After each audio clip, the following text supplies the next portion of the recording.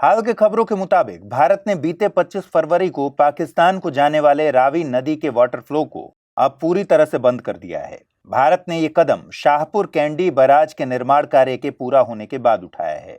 भारत के इस कदम को विशेषज्ञों द्वारा एक बहुत बड़ी रणनीतिक जीत बताई जा रही है। आसान भाषा में समझें तो इसका सीधा मतलब ये है कि अब रावी नदी का 1150 क्यूसेक पानी पाकिस्तान को नहीं मिल पाएगा और अब इसका लाभ भारतीय राज्यों को मिलेगा। आप सोच रहे होंगे कि अगर ये सब इतना ही आसान था तो ये कदम भारत ने पहले क्यों नहीं उठाया।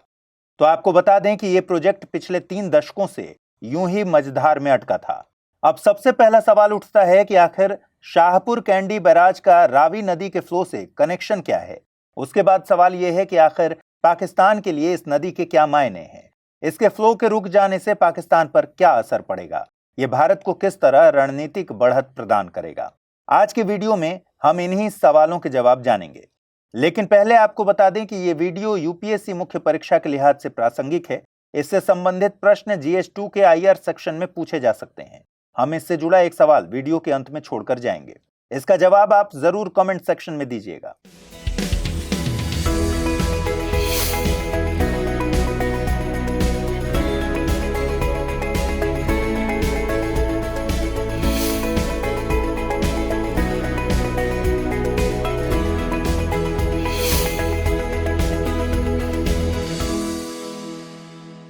आइए शुरू करें। भारत और पाकिस्तान के बीच जल विवाद।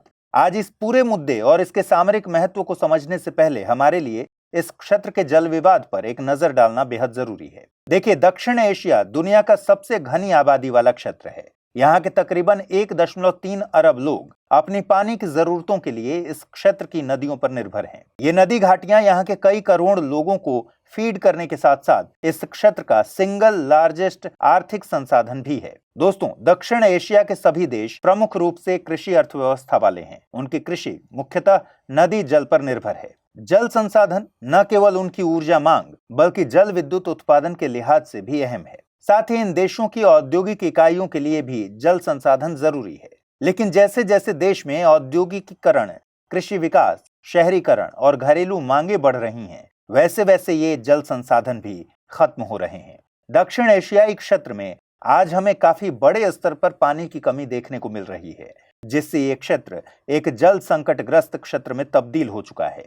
एशियाई विकास बैंक के वाटर सिक्योरिटी इंडेक्स में पाकिस्तान अंतिम पायदान वाले देशों में से एक है। इतना ही नहीं, कुछ अनुमान बताते हैं कि 2050 तक भारत में जल संसाधनों की मांग बढ़कर 1.4 ट्रिलियन क्यूबिक मीटर तक पहुंच सकती है। इससे भारत भी पानी की कमी वाले देशों की सूची में शामिल हो जाएगा। हिमालय क्षेत्र में हो रहे जलवायु परिवर्तन के चलते भी इस क्षेत्र में पानी को लेकर असुरक्षा बढ़ रही है। कुछ रिपोर्ट ये दावा करती हैं कि आने वाले 3 दशकों में जब इस क्षेत्र के सभी ग्लेशियर पिघलेंगे, तब हिमालयी नदियों जैसे सिंधु, गंगा और ब्रह्मपुत्र का प्रवाह साल के 12 महीने नहीं बल्कि कुछ ही सीजन में देखने को मिलेंगी। इसके अलावा इन देशों में जल संसाधनों का मिसमैनेजमेंट और भंडारण क्षमता भी समस्या बन जाएगी। इसके अलावा चीन और तिब्बत इस क्षेत्र के वाटर डायनेमिक्स में बहुत महत्वपूर्ण भूमिका निभाते हैं। वो इसलिए क्योंकि इस क्षेत्र की ज्यादातर नदियां तिब्बत के पठार से ओरिजिनेट होती हैं। इसी वजह से चीन को अपर मोस्ट राइपेरियन कंट्री यानी सबसे ऊपरी तटवर्ती देश का दर्जा दिया गया है। असल में एक नदी जिस क्षेत्र से ओरिजिनेट होती है उसे अपर राइपेरियन रीजन कहते हैं और जिस तरफ नदी बहती है उन सभी क्षेत्रों को लोअर राइपेरियन रीजन कहा जाता है। चीन और बाकी दक्षिण एशियाई देशों के बीच भारत की भौगोलिक स्थिति इसे एक मिडिल राइपेरियन पावर बना देती है। इसी के चलते आप पाएंगे कि इस क्षेत्र के सभी जल विवादों में भारत किसी न किसी तरह से जरूर शामिल होता है। एक ऊपरी तटवर्ती देश होने के नाते चीन को इन जल संसाधनों को नियंत्रित करने का एक अनड्यू एडवांटेज मिल जाता है। इसके अलावा चीन की विशाल आबादी और वहां कई जगहों पर पानी की चल रही कमी के चलते चीन की नजर दक्षिण एशियाई क्षेत्र के जल संसाधनों पर हमेशा बनी रहती है। इससे निचले तटवर्ती देशों की चिंताएं और बढ़ जाती हैं। ये उदाहरण हमें बताता है कि कैसे ये सभी कारक इस क्षेत्र में पानी की कमी और उससे जन्मी असुरक्षाओं को उजागर करते हैं। इसके अलावा नदियां मानव निर्मित राष्ट्रीय सीमाओं को नकारते हुए एक देश से दूसरे देश या फिर एक प्रांत से दूसरे प्रांत में बहती रहती हैं। नदियों का ये ट्रांस बाउंड्री नेचर इस क्षेत्र में जल विवाद का मुख्य कारण बन जाता है। क्योंकि हर देश अपने क्षेत्र से गुजरने वाली नदी के पानी का ज्यादा से ज्यादा इस्तेमाल केवल खुद करना चाहता है। दोस्तों, इन सब के अलावा विवादों का सबसे बड़ा कारण हमें उपमहाद्वीप के औपनिवेशिक इतिहास में देखने को मिलता है। इस क्षेत्र का विभाजन ट्रांस बाउंड्री रिवर सिस्टम के आधार पर नहीं, बल्कि धार्मिक विभाजन के आधार पर हुआ था, जिससे आज ये नदियां इन देशों के बीच अनबैलेंस्ड तरीके से बटी हुई हैं और देशों के बीच मौजूद सामाजिक राजनीतिक तनाव और विश्वास तथा सहयोग की कमी इन विवादों के समाधान को और ज्यादा मुश्किल बना देता है। ऐसा ही एक बहुत बड़ा विवाद हमें भारत और पाकिस्तान के बीच सिंधु जल विवाद के तौर पर भी देखने को मिलता है। हम जानते हैं कि सिंधु नदी तंत्र की 5 मुख्य सहायक नदियां सतलुज, ब्यास, रावी, चिनाब और झेलम पंजाब से बहती हैं। लेकिन पंजाब के विभाजन ने भारत और पाकिस्तान के बीच एक ऐसा बॉर्डर ड्रॉ किया जिससे सिंधु नदी तंत्र पूरी तरह डिस्टर्ब हो गया। इस नदी तंत्र की बागडोर भारत के हाथों में आ गई, यानी कि भारत एक अपर राइपेरियन स्टेट और पाकिस्तान एक लोअर राइपेरियन स्टेट बन गया। लेकिन आपको बता दें कि पाकिस्तान का 90% भोजन और तकरीबन 65% रोजगार कृषि और पशुपालन पर निर्भर करता है। यह सीधे तौर पर सिंधु नदी के पानी पर निर्भर है। इसीलिए सिंधु नदी तंत्र एक तरह से पाकिस्तान के लिए जीने मरने का सवाल है। लेकिन भारत को भी अपनी विकास जरूरतों और आर्थिक विकास के लिए पानी की जरूरत थी। कुल मिलाकर दोनों ही देश नदी के पानी पर अपना दबदबा चाहते थे और देखते ही देखते ये मुद्दा दोनों के बीच गंभीर विवाद में बदल गया। इसी के चलते 1960 में विश्व बैंक की मध्यस्थता से दोनों देशों के बीच सिंधु नदी तंत्र की नदियों के जल को आपस में बांटने का एक समझौता तय हुआ था। इसे सिंधु जल संधि के नाम से जाना जाता है। इस संधि पर भारत के पूर्व प्रधानमंत्री पंडित जवाहरलाल नेहरू और पाकिस्तान के पूर्व राष्ट्रपति अयूब खान ने हस्ताक्षर किए। इसके तहत सिंधु नदी तंत्र की पूर्वी नदियां यानी कि रावी, सतलुज और ब्यास भारत के हिस्से में आ गई और पश्चिमी नदियां यानी सिंधु, चिनाब और झेलम पाकिस्तान के पास चली गईं। इसमें कुछ विशिष्ट मकसदों के लिए दोनों देशों को एक दूसरे के नदी जल का उपयोग करने के सीमित अधिकार भी दिए गए। लेकिन इसका यह मतलब बिल्कुल नहीं था कि नदी के प्राकृतिक फ्लो के साथ छेड़छाड़ की जाएगी। हालांकि इस संधि के बाद दोनों देश कभी भी किसी वाटर वॉर में शामिल नहीं हुए। लेकिन 1999 में दोनों देशों के बीच तनाव बहुत ज्यादा बढ़ गया जब भारत ने चिनाब नदी के ऊपर बगलिहार बांध का निर्माण शुरू किया। पहला मुद्दा तो ये था कि ये नदी पाकिस्तान के हिस्से में थी और दूसरा, पाकिस्तान इस बांध के डिजाइन के बिल्कुल खिलाफ था। इस मुद्दे को एक बार फिर वर्ल्ड बैंक के पास ले जाया गया, लेकिन 2006 में विश्व बैंक ने पाकिस्तान की अपील को अस्वीकार कर दिया। सिंधु जल संधि को आज 60 साल से भी ज्यादा हो चुके हैं, लेकिन दोनों देशों के जल विवादों में कोई खास सुधार देखने को नहीं मिल रहा। एक बात यह भी है कि सिंधु नदी प्रणाली के अपस्ट्रीम का नियंत्रण चीन के पास है। चीन आज पीओके यानी पाकिस्तान के कब्जे वाले कश्मीर में बांध निर्माण की कई परियोजनाओं में भी शामिल है, जिससे भारत और पाकिस्तान के बीच सिंधु जल के मुद्दों को साझा करना और भी ज्यादा मुश्किल भरा हो जाता है।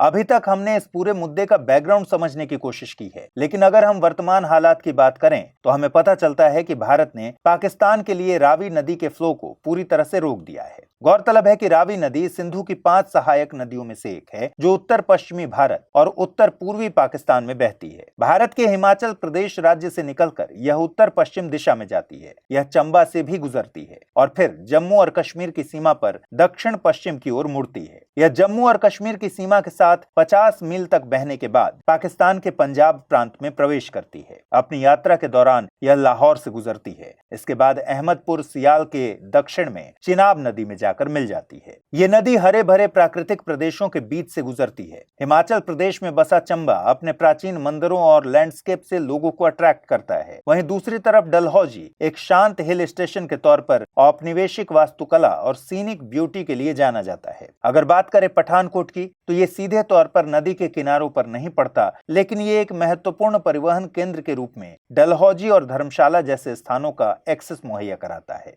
ये सभी शहर रावी नदी के किनारे पड़ते हैं और यह नदी लोगों के लिए सांस्कृतिक, प्राकृतिक और आर्थिक तौर पर अहम है। भारत ने इस नदी का प्रवाह पाकिस्तान के लिए रोक दिया है। असल में यह निर्णय शाहपुर कंडी बैराज के निर्माण पूरा होने के चलते लिया गया। बेहद लंबे इंतजार के बाद आखिरकार जम्मू कश्मीर की सीमा से लगे पंजाब में रावी नदी पर शाहपुर कंडी बैराज बनकर तैयार हो गया है। इसके जरिए भारत 1150 क्यूसेक पानी को रिटेन कर सकता है, जो पहले पाकिस्तान के पास चला जाता था। बांध के बनने से भारत अब रावी नदी को उसकी पूरी क्षमता तक उपयोग कर पाएगा। इसका उपयोग भारत में सिंचाई और जल विद्युत उत्पादन के लिए किया जाएगा। रावी के पानी का इस्तेमाल मुख्य तौर पर जम्मू कश्मीर कश्मीर के कठुआ और सांबा जिलों में सिंचाई के लिए किया जाएगा। जम्मू कश्मीर को बांध से उत्पन्न जल विद्युत का 20% भी हासिल होगा। यह बांध जम्मू कश्मीर के साथ साथ पंजाब के लोगों के लिए भी फायदेमंद है। इस परियोजना के एक प्रवक्ता के मुताबिक सांबा और कठुआ में जम्मू पठानकोट राष्ट्रीय राजमार्ग के किनारे कंडी क्षेत्र में 32,000 हेक्टेयर कृषि भूमि की सिंचाई भी होगी। शाहपुर कंडी बांध के चालू होने से हम पाकिस्तान को बिना पानी गंवाए रणजीत सागर बांध का पूरी क्षमता के साथ उपयोग करने में सक्षम होंगे।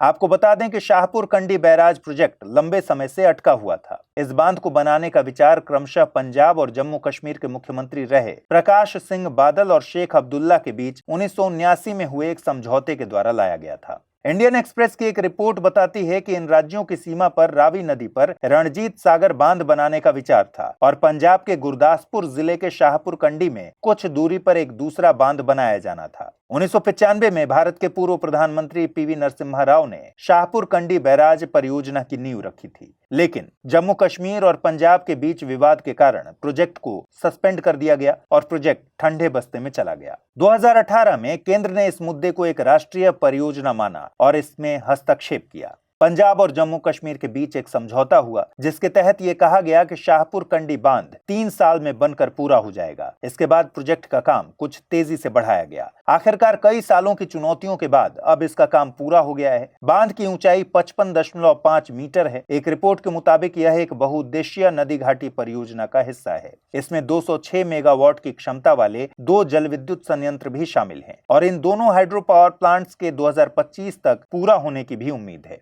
बांध को लेकर केंद्रीय मंत्री जितेंद्र सिंह ने कहा कि प्रधानमंत्री मोदी ने शाहपुर कंडी बांध परियोजना को सर्वोच्च प्राथमिकता दी है क्योंकि इसमें जम्मू कश्मीर में हजारों एकड़ कृषि भूमि को सिंचित करने की क्षमता है। आपके मन में एक सवाल आ रहा होगा कि क्या भारत ने इस नदी के प्रवाह को डायवर्ट करके सिंधु जल संधि का उल्लंघन किया है? तो आपको बता दें, ऐसा बिल्कुल नहीं है। सिंधु जल संधि के मुताबिक भारत को सतलुज, ब्यास और रावी नदियों पर विशेष अधिकार है। इसमें सालाना 33 मिलियन एकड़ फीट यानी MAF पानी होता है, जबकि पाकिस्तान के पास पश्चिमी नदियों यानी सिंधु, झेलम और चिनाब के 135 मिलियन एकड़ फीट MAF पानी पर नियंत्रण है। सिंधु जल संधि के मुताबिक भारत पश्चिमी नदियों के पानी का सीमित उपयोग कर सकता है। हालांकि यह भारत को पश्चिमी नदियों के जल से जल विद्युत उत्पन्न करने का अधिकार देता है। इसके अलावा पाकिस्तान को भारतीय परियोजनाओं के डिजाइन पर आपत्ति करने का भी अधिकार है। हालांकि सिंधु जल संधि पर हस्ताक्षर करने के बाद से भारत की सबसे बड़ी समस्या ही यही रही है। भारत ने जब भी पश्चिमी नदियों पर स्टोरेज सिस्टम बनाने का प्रयास किया,